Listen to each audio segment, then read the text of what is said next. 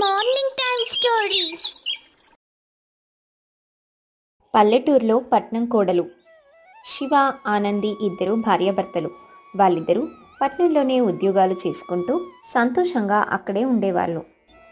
అలా ఉండగా ఒకరోజు శివకి తన తల్లిదండ్రుల దగ్గర నుంచి ఫోన్ వస్తుంది.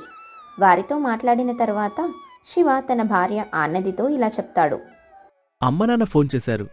ఊరిలో మా కులదైవం జాతర ఉందంట. మనల్ని ఖచ్చితంగా రావాలని చెప్పారు. దానికి ఆనంది, అమ్మో ఆ పల్లెటూరుకా, అక్కడ నేను ఒక్కరోజు కూడా ఉండలేనండి, కావాలంటే మీరు వెళ్ళి రండి అని అంటుంది. మనకు పెళ్ళైన తర్వాత జరుగుతున్న మొదటి పండగ ఇది. తప్పకుండా పదే పదే రావాలని చెప్పారు. మనం వెళ్ళకపోతే అస్సలు బాగోదు అని చెప్పడంతో ఆనంది సరే అని అంటుంది. ఇక వారు ఆ మరుసటి రోజే ప్రయాణమయ్యి వాళ్ళ ఊరు తంగేరు గ్రామానికి చేరుకుంటారు. ఇద్దరూ అలా బస్సు దిగారో లేదో అక్కడ వాళ్ళందరూ కూడా శివాని అతని భార్యను పలకరిస్తూ ఉంటారు. అలా అందరినీ పలకరిస్తూ ముందుకు వెళ్తారు.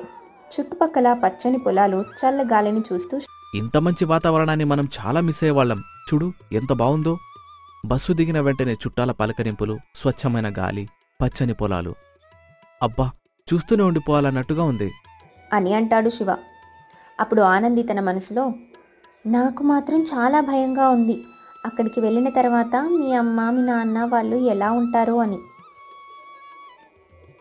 అలా అనుకుంటూ తను భయంగానే తల ఊపుతూ భర్తతో అలా చిరునవ్వుతో మాట్లాడుతూ అలా ముందుకు సాగుతూ ఉంటుంది. అలా నడుచుకుంటూ ఇల్లు చేరుకుంటారు. ఇంటి దగ్గరికి వచ్చిన వెంటనే ఆనంది అత్తగారు శాంతమ్మ, రండి రండి, మీకోసమే ఎదురు చూస్తున్నాను, ఒక్క నిమిషం నిలబడండి అంటూ వాళ్ళని గుమ్మం దగ్గర నిలబెట్టి గుమ్మడికాయతో దిష్టి తీసి వాళ్ళని లోపలికి వెళ్ళమని అంటుంది. వాళ్ళిద్దరూ అలా లోపలికి వెళ్ళారో లేదో ఒక్క నిమిషంలోనే అత్తగారు కోడల్ని పిలవడం మొదలు పెడుతుంది. వస్తున్నా అత్తయ్య అంటూ ఆనంది బయటకు వెళ్తుంది. చూడమ్మా, పండుగ మొదలవుతున్నాయి. మన ఇంటి ఆచారం ప్రకారం కొత్త కోడలే ఇవన్నీ చెయ్యాలి. తప్పకుండా అత్తయ్య, ఏం చేయాలో చెప్పండి, నేను చేస్తాను అని ఆనంది అడిగిన వెంటనే అత్తగారు, అదిగో అమ్మా, అక్కడ పేడ కనబడుతుంది కదా, ఆ పేడతో ఇంటి బయట మొత్తం అలికి ఇంటి ముందు ముగ్గు పెట్టు. ఆ తర్వాత ఏం చెయ్యాలో నేను చెప్తాను. ఆ మాట వినగానే ఆనంది చాలా కంగారు పడిపోతుంది.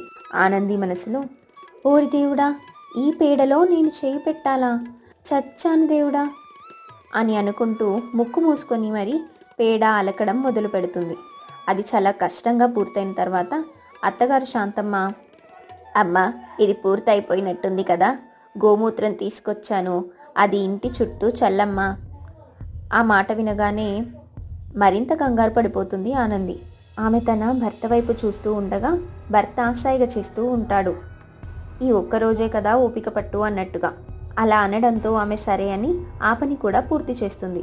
ఆ తర్వాత అత్తగారు చన్నీళ్లతో తలస్నానం చేయమని అంటుంది. ఆనంది సరే అత్తయ్య అంటూ అత్తగారు చెప్పిందంతా చేస్తూ ఉంటుంది.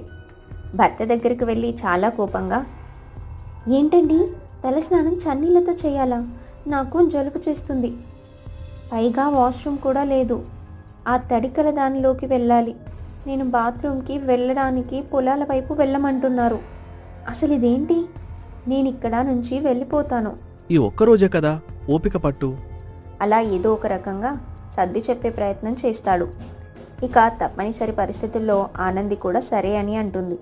తలస్నానం చేసి రాగానే అత్తగారు ఆమెకు చీర కట్టి నగలు పెట్టి పూలు పెట్టి అమ్మవారిలాగా రెడీ చేస్తుంది.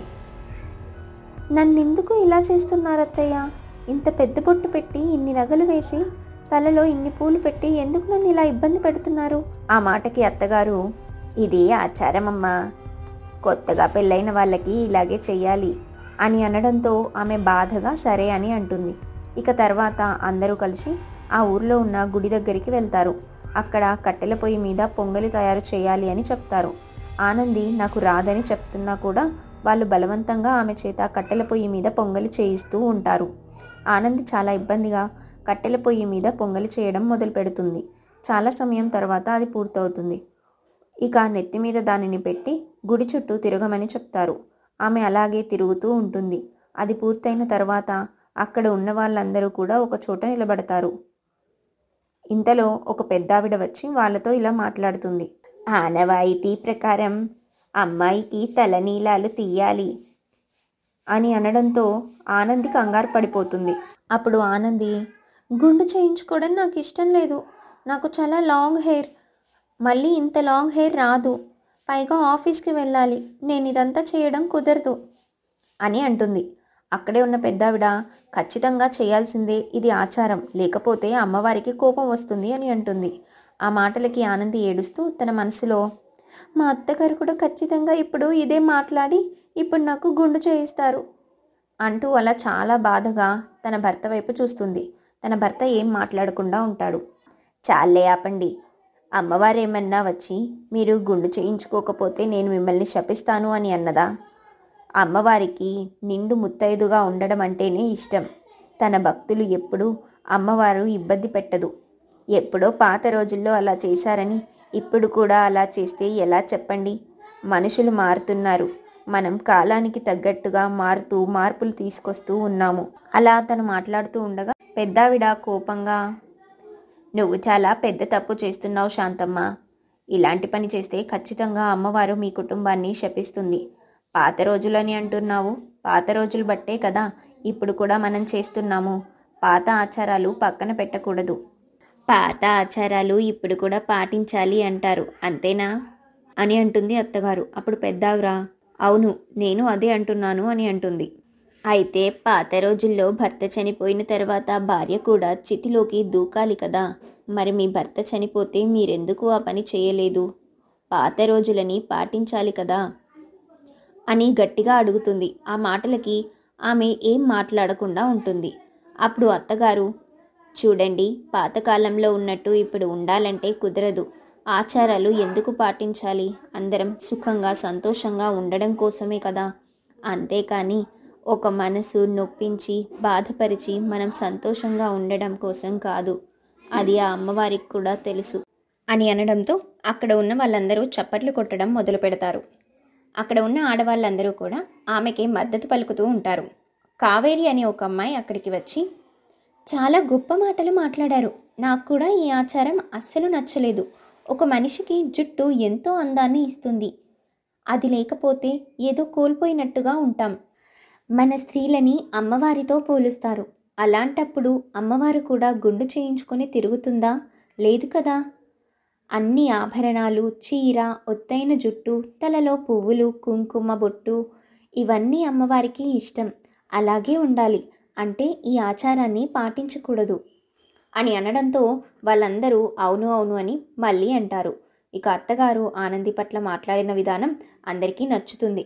ఆనంది కూడా చాలా సంతోషపడుతూ తన మనసులో, మా అత్తగారి గురించి నేను చాలా తక్కువ అంచనా వేశాను, ఇప్పుడు ఆమె నా కోసం ఇంతమందిని ఎదిరించిన విధానం చూస్తుంటే నాకు ఆశ్చర్యంగా ఉంది, ఇలాంటి అత్తగారు దొరకడం నిజంగా నా అదృష్టం అని అనుకుంటుంది.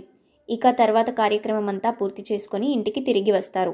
అప్పుడు ఆనంది మాట్లాడుతూ, అత్తయ్య, నాకు చాలా సంతోషంగా ఉంది, మీరు మాట్లాడే విధానంతో ఊరిలో కొత్త మార్పులు వచ్చాయి, అలాగే మరికొన్ని మార్పులు నేను చేయాలనుకుంటున్నాను, దానికి కూడా మీ సపోర్ట్ నాకు కావాలత్తయ్య. ఏంటమ్మా అవి?